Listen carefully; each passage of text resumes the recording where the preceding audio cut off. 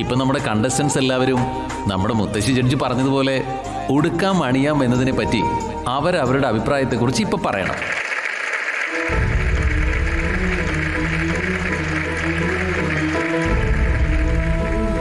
ഓഫീസിൽ പോകുമ്പോൾ formal wear, അതേസമയം നമ്മൾ അമ്പലത്തിൽ പോകുവാണെങ്കിൽ ട്രഡീഷണൽ വെയർ ഉപയോഗിക്കും. സിറ്റുവേഷൻ അനുസരിച്ച് ഡ്രസ്സ് ധരിക്കണം എന്നതിനപ്പുറം ഈ ഡ്രസ്സേ ധരിക്കാൻ പാടുള്ളൂവെന്ന് ഫിക്സ് ചെയ്യരുതെന്നാണ് എൻ്റെ ഒരു അഭിപ്രായം. Thank you.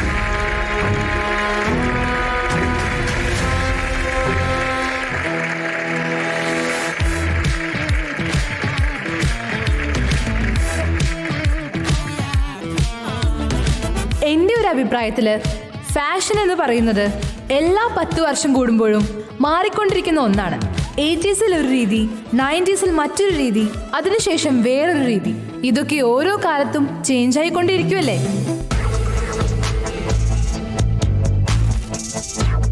സിറ്റുവേഷൻ അനുസരിച്ചുള്ള ഡ്രസ്, അത് തന്നെയാണ് ഫാഷൻ, അത് തന്നെയാണ് ട്രഡീഷനും.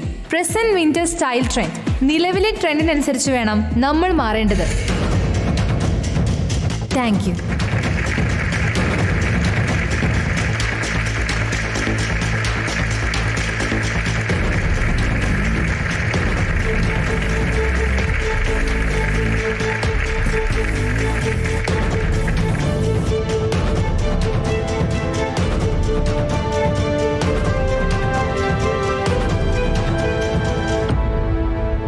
ഇപ്പൊ ഫൈനലായി അനന്യ അവളുടെ അഭിപ്രായം പറയുന്നതിനായി വേദിയിലേക്ക് ക്ഷണിക്കുന്നു.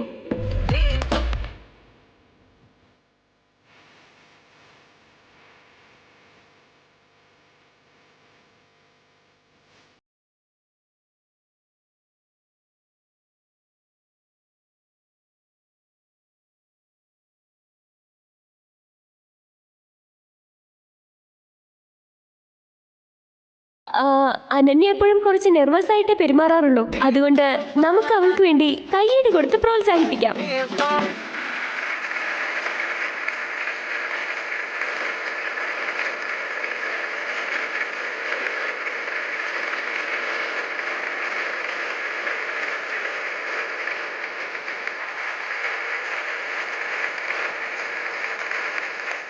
All the best.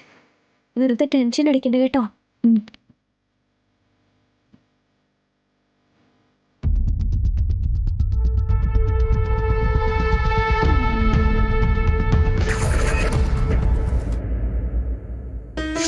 ഭാരതത്തിലെ സ്ത്രീകൾ ഉടുക്കുന്ന സാരിയിൽ തുടങ്ങി അവർ ശരീരത്തിൽ അണിയുന്ന ഓരോ വസ്തുക്കൾക്ക് പിന്നിലും ഒരു വലിയ കാരണമുണ്ട്.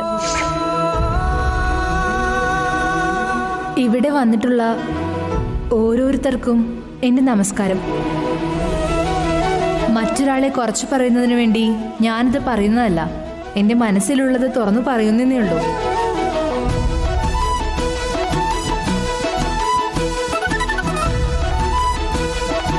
നമ്മുടെ ഈ സംസ്കാരത്തെക്കുറിച്ച്, അതിൻ്റെ ഇപ്പോഴുള്ള മൂല്യത്തെക്കുറിച്ച് കുറച്ച് കാര്യങ്ങൾ പറയാൻ ആവശ്യപ്പെട്ടപ്പോൾ ഇതിൻ്റെയൊക്കെ ആവശ്യം എന്താണെന്ന രീതിയിലാണ് മറ്റുള്ളവർ സംസാരിച്ചത്. ക്ഷമിക്കണം.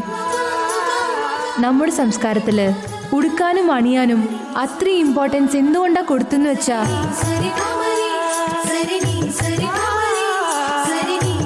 നമ്മുടെ പഴമക്കാർ 5 ലക്ഷണങ്ങളുള്ള സുമംഗലി എന്ന് പറയാറുണ്ട്.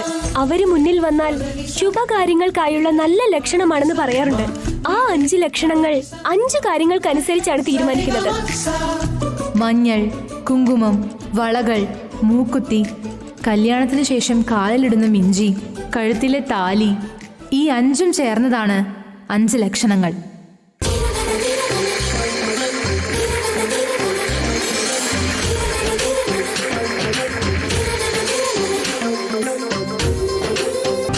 മഞ്ഞൾ ആന്റിബയോട്ടിക്. വീട്ടിലുള്ള സ്ത്രീകൾ കൂടുതലായും എന്നും വീട്ടുജോലിയിലായിരിക്കും. വീട് വൃത്തിയാക്കുന്നത്, പാചകം ചെയ്യുന്നത്, തുണി അലക്കുന്നത്, ഇതൊക്കെ ചെയ്യുമ്പോൾ എപ്പോഴും അവരുടെ കാലുകളൊക്കെ വെള്ളത്തിൽ നനഞ്ഞുകൊണ്ടേയിരിക്കും. സോ അതവർക്ക് പിന്നീട് വലിയൊരു പ്രശ്നമാകുമെന്നുള്ളത് കൊണ്ട് മഞ്ഞൾ തേച്ച് കഴിഞ്ഞാൽ അത് അവരുടെ കാലുകൾക്ക് ഒരു തരത്തിലുള്ള പ്രശ്നങ്ങളും ഉണ്ടാകില്ല എന്നുള്ളത് കൊണ്ട് കാലുകളിൽ മഞ്ഞൾ തേക്കാൻ പറയുന്നു.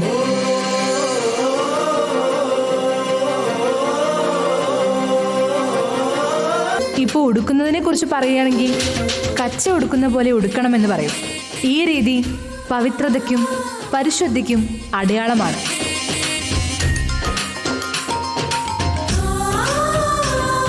അതുപോലെ നമ്മൾ കയ്യിലിട്ടിരിക്കുന്ന ഈ വളകൾ, കാലിൽ അണിഞ്ഞിരിക്കുന്ന ഈ പാദസരം, നെറ്റിയിലിട്ടിരിക്കുന്ന ഈ പൊട്ട്, അരയിൽ കെട്ടിയിരിക്കുന്ന അരപ്പട്ട, ഇതെല്ലാം കേവലം ഭംഗിക്ക് വേണ്ടി മാത്രം അണിയുന്ന അലങ്കാര വസ്തുക്കളല്ല. ഇതിൻ്റെയൊക്കെ പിന്നിൽ സയന്റിഫിക് ആയിട്ടുള്ള കുറച്ച് കാരണങ്ങളുമുണ്ട്. ആചാരം എന്ന് പറയുന്നത് നമ്മൾ ആശ്ചര്യപ്പെടേണ്ട ഒരു കാര്യമാണ്. നമ്മൾ ചെയ്യുന്ന നല്ല കാര്യം എന്താണോ അതാണ് ശരിക്കും നല്ല ആചാരം. സ്ത്രീകൾ ഉടുക്കുന്ന സാരിയെക്കുറിച്ച്, അവർ വെക്കുന്ന പൊട്ടുകളെ പറ്റി, അവർ ചെയ്യുന്ന ജോലികളെ പറ്റി, അതിൻ്റെ പിന്നിലുള്ള സയന്റിഫിക് ആയിട്ടുള്ള കാരണങ്ങളെക്കുറിച്ച് ഇപ്പോൾ ഞാൻ പറഞ്ഞതുപോലെ ആ കാലഘട്ടത്തിൽ പല ആളുകൾക്കും വിദ്യാഭ്യാസം ഇല്ലാത്തതുകൊണ്ടും ഈ സയന്റിഫിക് റീസൺസിനെ കുറിച്ച് അവരോട് പറഞ്ഞാൽ അവർക്ക് മനസ്സിലാവില്ല എന്നതുകൊണ്ട്, നിർബന്ധിച്ചാൽ അവർക്ക് നല്ലത് സംഭവിക്കുമെന്നുള്ളതുകൊണ്ട് ആചാരം എന്നൊക്കെ പറഞ്ഞുകൊണ്ട് അവരെ കൊണ്ടത് ശീലിപ്പിക്കുകയായിരുന്നു.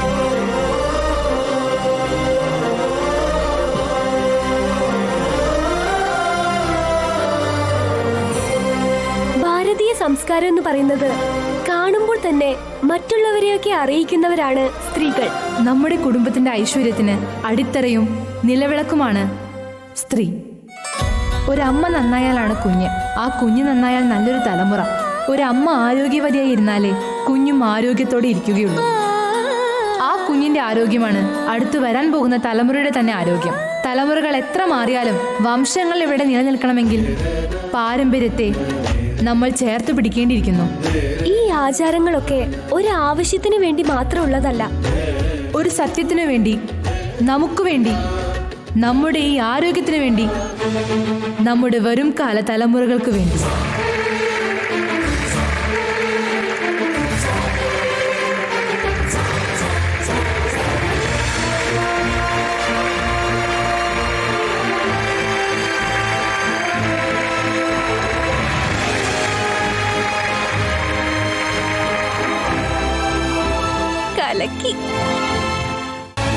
ഇനി ജഡ്ജസ് ആർക്കാണ് മാർക്ക് നൽകുന്നത് നമുക്ക് നോക്കാം.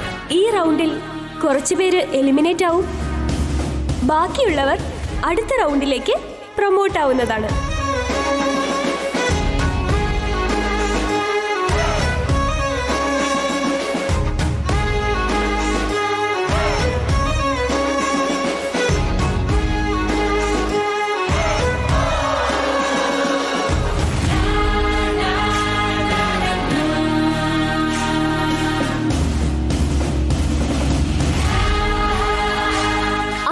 റൗണ്ടിന്റെ റിസൾട്ട് എല്ലാം ഇപ്പൊ നമ്മുടെ കൈകളിലേക്ക് എത്തിയിട്ടുണ്ട്.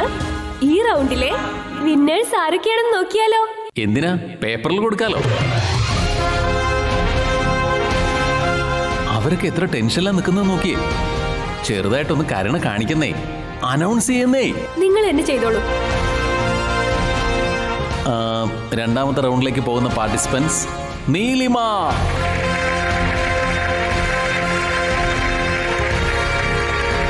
മുക്തി,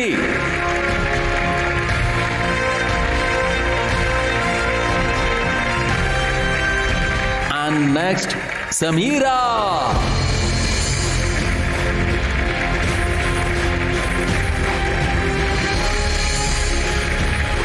ഇനിയുള്ള പേരുകൾ താൻ അനൗൺസ് ചെയ്യും. പ്രീതി,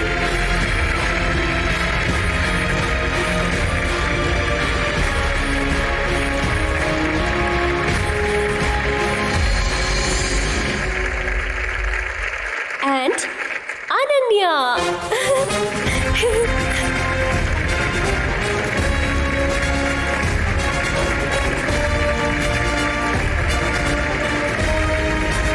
ഇനി അടുത്തതായി വരുന്ന റൗണ്ട് കുറച്ച് സമയത്തിനുള്ളിൽ ആരംഭിക്കുന്നതാണ്.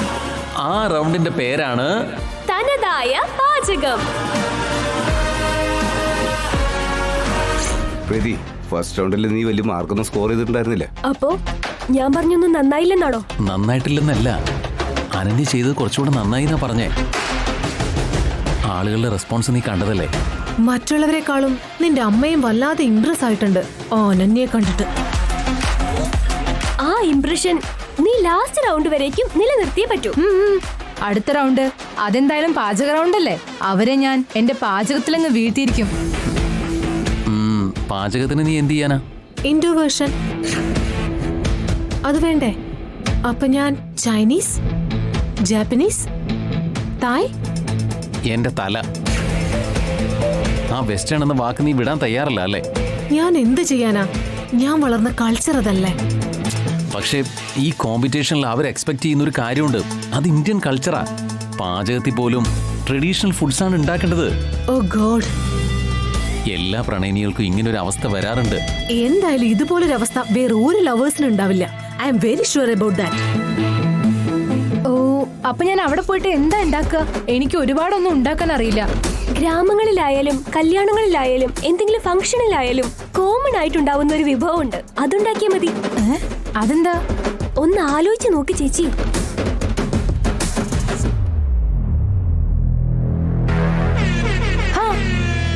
ചോറല്ലേ? എന്റെ പൊന്നെ, എന്റെ മുത്തേ, നീ ജയിച്ചത് തന്നെ. നിന്റെ ബുദ്ധി അത്രത്തോളം ഉണ്ടല്ലോ. ചേച്ചി, ഇത്രയധികം ബുദ്ധി നിനക്ക് ചെറുപ്പത്തിലേ ഉണ്ടോ അതോ ഇടയ്ക്ക് വെച്ചപ്പോഴെങ്കിലും പഠിച്ചെടുത്തതാണോ? എന്താടി അങ്ങനെ ഒരു ചോദ്യം? പിന്നെ നിന്നോട് എന്ത് പറയാനാ? ചോറ് പോലും പാരമ്പര്യമായ ഭക്ഷണ രീതി എന്ന് പറഞ്ഞ ആദ്യം വാഴയിലയിൽ വെക്കുന്നത് തന്നെ നമ്മുടെ പുളിങ്കറി. പുളിങ്കറി ചേച്ചി. അത് ശരിയാ, അതുണ്ടാക്കാൻ എനിക്കറിയാം. അത് ചെയ്താ മതി, വേറൊന്നും ട്രൈ ചെയ്യണ്ട. ഓക്കെ ഓക്കെ, വർക്കൗട്ട് ആവുമല്ലോ അല്ലേ? ഫസ്റ്റ് റൗണ്ടിൽ ഞാൻ പറഞ്ഞു തന്നതൊക്കെ ശരിയായില്ലേ? അപ്പൊ ഇതും വർക്കാവും. All the best. Thank you thank you thank U.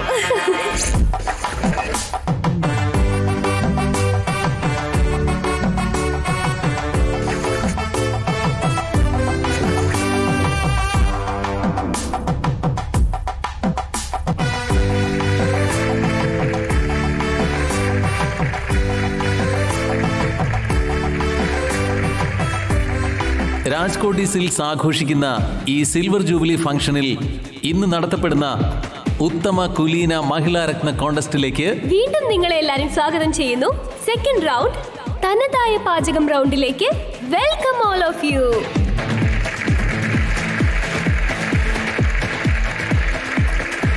Contestants, are you ready? ഈ പാചക റൗണ്ടിലെ ആദ്യമായി സ്റ്റവ് കത്തിച്ചേ പറ്റൂ.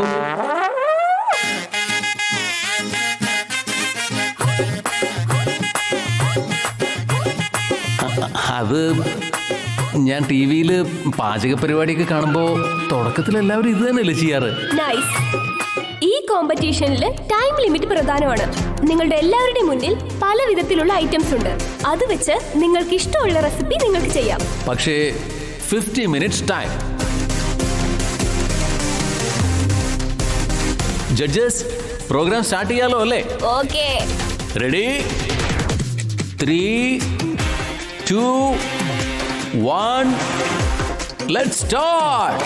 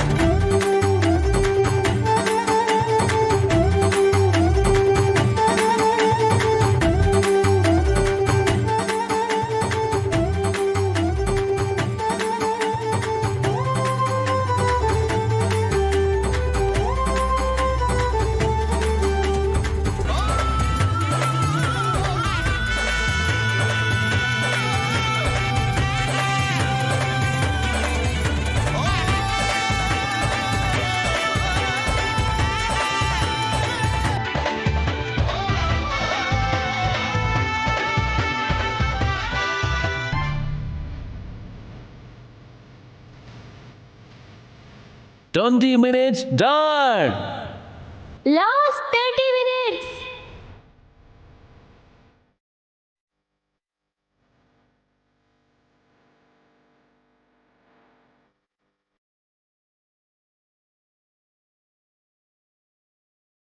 Last 20 minutes.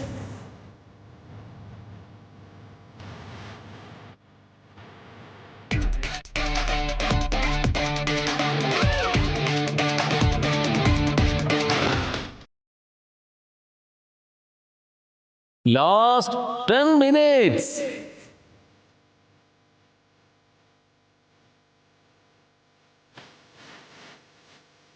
ഫസ്റ്റ് റൗണ്ടിൽ നീ കൂടുതൽ മാർക്ക് വാങ്ങിയല്ലേ? നീ നോക്കിക്കോ, ഈ റൗണ്ടിൽ നിന്നെ ഞാൻ എലിമിനേറ്റ് ചെയ്യിക്കും.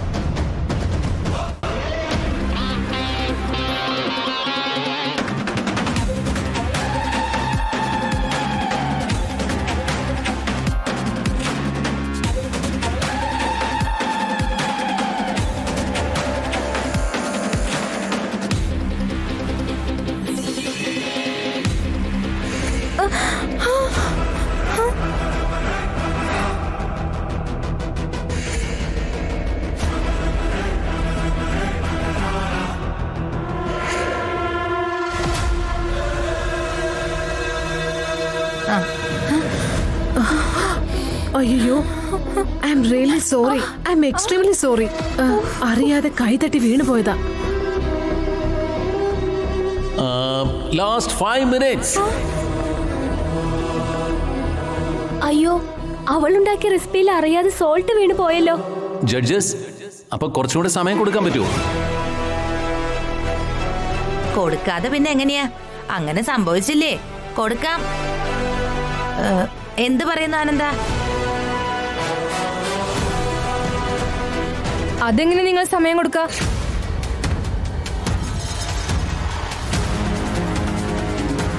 കോമ്പറ്റീഷൻ തുടങ്ങുന്നതിന് മുമ്പ് ഒരു സമയം തീരുമാനിച്ചിട്ടുണ്ടെങ്കിൽ എന്ത് പ്രശ്നം ഉണ്ടായാലും ശരി, ആ സമയത്തിനുള്ളിൽ തീർത്തേ പറ്റൂ.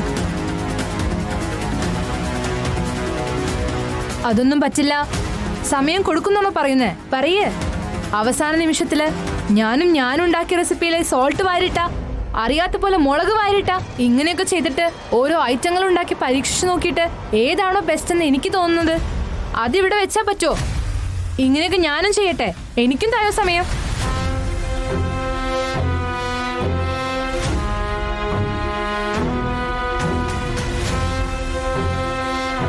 തന്ന സമയത്തിനുള്ളിൽ തീർത്തേ പറ്റൂ.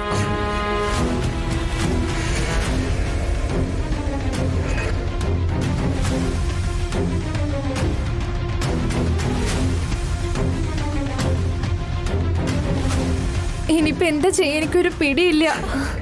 ഇനി ആകെ 5 മിനിറ്റും കൂടിയേ ബാക്കിയുള്ളൂ. ഞാൻ എന്തായാലും പുറത്താവും. നന്നായി ശ്രമിച്ച അവസാനത്തെ സെക്കൻഡ് വരേക്കും ജയിക്കാനുള്ള എല്ലാ സാധ്യതയുണ്ട്. തൈരുസാദം ഉണ്ടാക്കിക്കോ. ഓൾറെഡി നീ റൈസ് ഉണ്ടാക്കിയതാണല്ലോ, ബാക്കി എന്ത് ചെയ്യണമെന്ന് പറഞ്ഞു തരാം.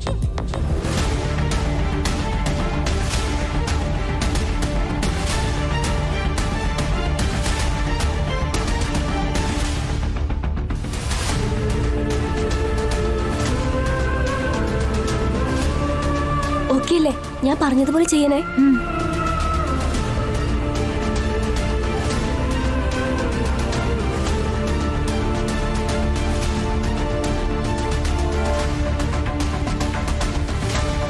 Come on Ananya, come on. നീ ഫാസ്റ്റ് ആയിട്ട് ചെയ്യണേ. ഇനി 3 മിനിറ്റ്സേ ആകെ ബാക്കിയുള്ളൂ. Come on come on.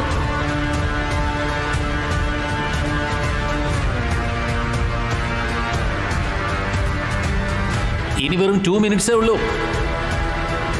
തൈര് സാധനം എന്നാണല്ലോ അവള് പറയുന്നേ. ഇതൊക്കെ ആർക്ക് ഇഷ്ടപ്പെടും എന്തോ.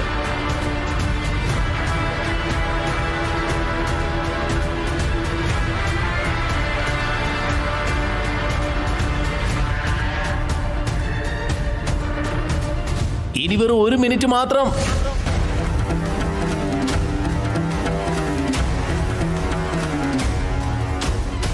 Last 40 seconds.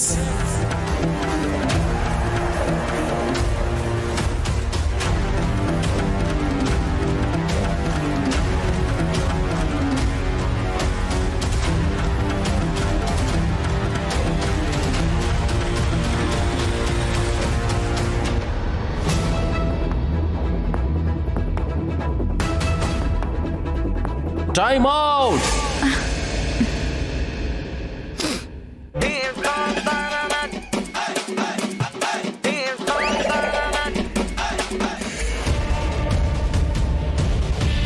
ഇപ്പോൾ കണ്ടസ്റ്റൻസ് റെഡിയാക്കിയിട്ടുള്ള റെസിപ്പികളെല്ലാം ജഡ്ജസ് ടേസ്റ്റ് ചെയ്ത് പറയുന്നതാണ്. ഇവളെന്താ ഉണ്ടാക്കിയെന്ന് അറിയില്ലല്ലോ ദൈവേ. ആനന്ദ ഒന്ന് പോയി ടേസ്റ്റ് നോക്കുമോളെ. ഇല്ല അമ്മ, അമ്മ തന്നെ നോക്കിയാ മതി. ആ അതെ അമ്മേ, ഞങ്ങൾ എല്ലാരെയും കളിയിലും അമ്മയുടെ ടേസ്റ്റ് ആണ് ബെസ്റ്റ്. അമ്മ നോക്കൂ.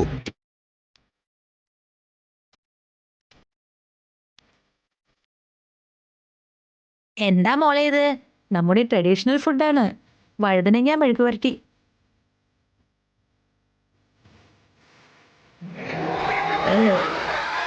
വഴുതനങ്ങ മെഴുക്ക് വരട്ടിയോ? നീ പറഞ്ഞാലേ അറിയുള്ളൂ, അല്ലാതെ അറിയില്ല.